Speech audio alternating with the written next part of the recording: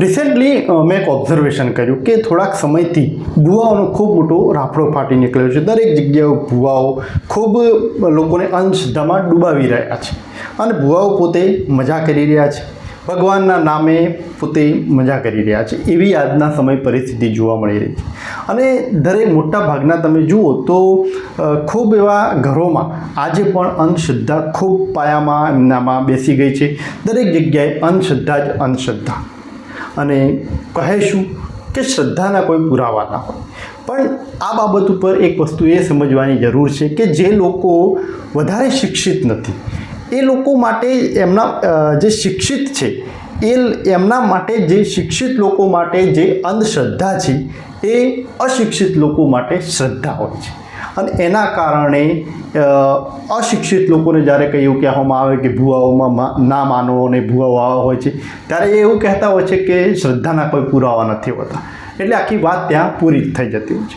પણ તકલીફ એ છે કે ઘણા બધા સમાજોમાં મોટું દૂષણ છે અને આવા અનેક એવા કોન્સેપ્ટો છે કે જે નાનપણથી જ નાના બાળકોને એ શીખવવામાં નથી આવતા. હવે ભગવાન પાછળનો જે પણ કોન્સેપ્ટ રહ્યો છે એમાં કઈ રીતનું હોય છે, ભગવાન શું છે, ભગવાન પાછળનો જે કોન્સેપ્ટ છે એ તો ક્યાંય શીખવવામાં આવતું નથી.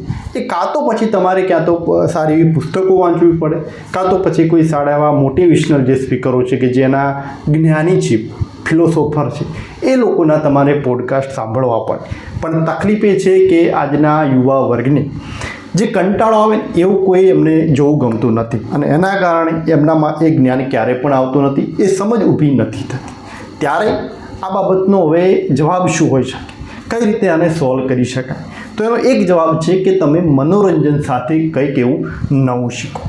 હું આઈ થિંક ધોરણ 10માં છું અને એ સમયે મેં એક મૂવી જોયેલું મેડ ઇન ચાઇના, રાજકુમાર રાવની એક ફિલ્મ, બિઝનેસમેન તરીકે એ આખી ફિલ્મ છે. અને એમાં એવું હોય છે કે એ એક ગરીબ રાજકુમાર રાવ એ પોતે ગરીબ હોય છે ને એને એક મોટા બિઝનેસમેન થવું હોય છે, પણ એક અનેક પ્રયત્નો કરે છે પણ એ સક્સેસ ક્યારે એવો થતો નથી. પછી એક નવા મોટા એવા બિઝનેસમેન સાથે તેનો કોન્ટેક્ટ થાય છે અને ત્યાં એક એ વાત સમજાવે છે કે ગ્રાહક શું હોય, તો કે ગ્રાહક તો આપણો ભગવાન હોય. ત્યારે એ મોટો બિઝનેસમેન એવું કહે છે કે ગ્રાહક આપણો ક્યારે ભગવાન હોતો જ નથી, ગ્રાહક એ બેવકૂફ હોય છે, એને આપણે બેવકૂફ બનાવવો પડે. આ રીતે ધંધો ચાલતો હોય છે અને આજના સમય તમે જુઓ તો દરેક જગ્યાએ ગ્રાહકને લૂંટવામાં જ આવી રહ્યો છે, ગ્રાહકને બેવકૂફ બનાવવામાં આવી રહ્યો છે અને એ રીતે ધંધાઓ ચાલી રહ્યા છે. આ એક સિસ્ટમ રહી છે. એટલે એ ફિલ્મની જો વાત કરું તો પછી એ છોકરો શું કરે છે તો એ એક એવું સૂપ બનાવે છે અને એવું કહેવામાં એમાં એવો દાવો કરવામાં આવે છે કે આ ટાઈગરના લિંગમાંથી આ સૂપ બનાવવામાં આવ્યું છે અને આને તમે જો ખાઈને તમે તમારી સેક્સ્યુઅલ રિલેશનશિપ એ સારી બનાવી શકો એમ છો. એ ખૂબ એ દાવો જે હોય છે પછી લોકો એનો ખૂબ મોટો એવું વેચાણ થાય છે અને દાવો એમનો સાચો પણ પડતો હોય છે. છેલ્લે જાતે ફિલ્મના આખા અંતમાં પછી એવું ખબર પડે છે કે આમાં તો આવું કશું હતું જ નહીં, આ તો માત્ર એક શીરો હતો. એટલે વાત એ છે કે એ ફિલ્મથી મને એક વસ્તુ જે શીખવા મળી મનોરંજનની સાથે સાથે એ આજના સમયે જે ભૂવાઓ જે અમુક ખોટું એવું કરી રહ્યા છે એના સાથે હું એ વસ્તુને રિલેટ કરી શકું છું કે એ ફિલ્મમાં આ વાત જે શીખવવામાં આવી હતી એ અહીંયા લાગુ પડતી હોય છે. એવી ઘણી બધી ફિલ્મો છે. તમે પીકે જુઓ તો પીકેમાં પણ ભગવાન પાછળનો એક સારો એવો કોન્સેપ્ટ સમજાવેલો છે.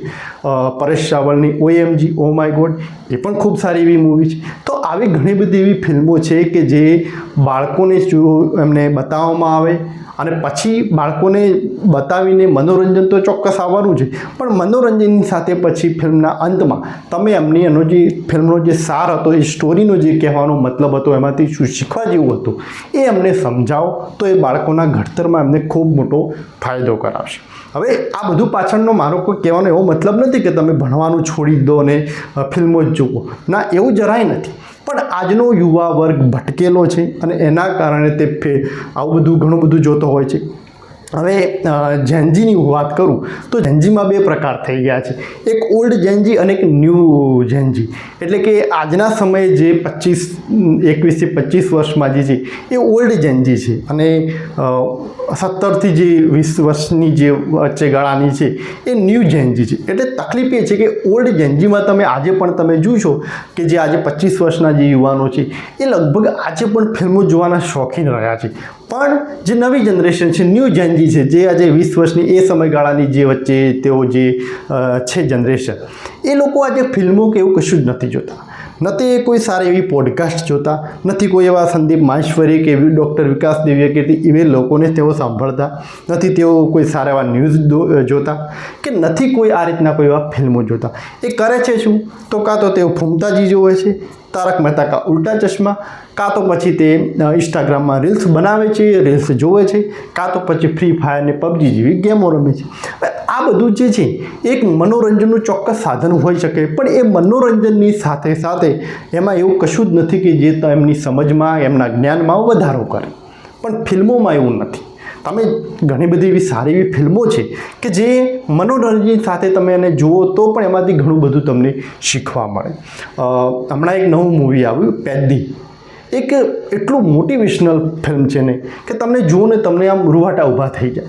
હવે તમે વિચાર કરો કે પેદ્દી જેવું મૂવી, પેદ્દી જેવું મૂવી જો તમે તમારા બાળકોને બતાવો તો ચોક્કસ એમને ગમશે, એમને મજા આવશે. પણ ફિલ્મના અંતે તમે એમને સમજાવો કે જો બેટા આમને કેટલી મહેનત કરી, કઈ રીતે એનો સક્સેસ થયો, કઈ રીતે શું હતું, કઈ રીતની પરિસ્થિતિમાં એ મોટો થયો, એ વસ્તુ તમે એને સમજાવશો તો તમારા બાળકના આ જે ખેતર છે એમાં એક બીજ રોપાશે સક્સેસનું, મહેનતનું. આ વસ્તુ મોટા ભાગના મા બાપને કે યુવા વર્ગને આ વસ્તુની નથી ખબર પડતી. એક્સટેન્શનનો એક સબ્જેક્ટ આવતો, એક સબ્જેક્ટમાં એવું શીખવવામાં આવતું, એમાં મોસ્ટલી એ જ વસ્તુ હતું એક્સટેન્શનનો કે ગામડાઓમાં જવાનું, તમારે ખેડૂતો સાથે વાતચીત કરવાની, મિટિંગો કરવાની, ખેડૂતોને સમજ આપવાની. પણ એક્સટેન્શનમાં સબ્જેક્ટમાં એ સ્પષ્ટ રીતે લખવામાં આવેલું છે કે કોઈ પણ ખેડૂતને કે અશિક્ષિત વ્યક્તિને તમે જ્યારે કોઈ વસ્તુ સમજાવશો ને તો એને ક્યારેય યાદ નથી રહેવાની કે એને વધારે એ સમજણ નહીં પડે માત્ર ભાષણ આપવાથી. પરંતુ જો તમે એને વિઝ્યુલાઇઝેશન કરાવી શકો, મતલબ એક પ્રોજેક્ટર રાખીને એને બતાવીને તમે કંઈક એને શીખવાડો છો ને, એ વધારે અસર કરે છે.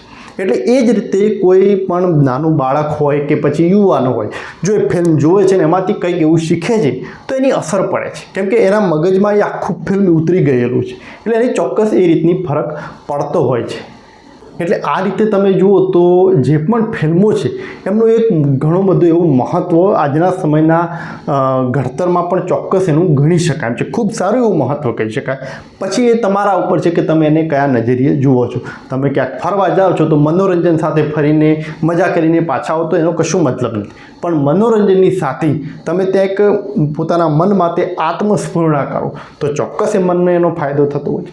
એટલે ઘણું બધું હોય છે. એટલે એ જ રીતે ફિલ્મોમાં પણ ઘણું બધું એવું રહેલું હોય છે અને એ જોવાથી, એને સમજવાથી, જોવાથી એનો મોટો એવો ફાયદો એ થઈ શકતો હોય છે. કેમ કે આજના સમયે યુવા વર્ગને માત્ર મોબાઈલમાં ટાઈમપાસ કરવો ગમે છે. કોઈ સારી એવી ફિલ્મ નથી જોતા.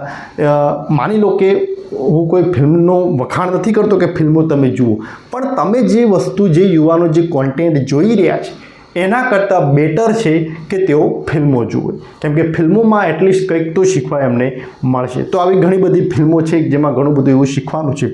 એ પછી કોઈ બિઝનેસની હોય, કોઈ પોલિટિકલ હોય, ઘણું બધું છે. ઘણી બધી ફિલ્મો છે અલગ અલગ જોનરાની. તો એ બધું જોઈને તમે તમારા બાળકોને એક સારી એવી સમજ ઊભી કરાવી શકો એમ છો.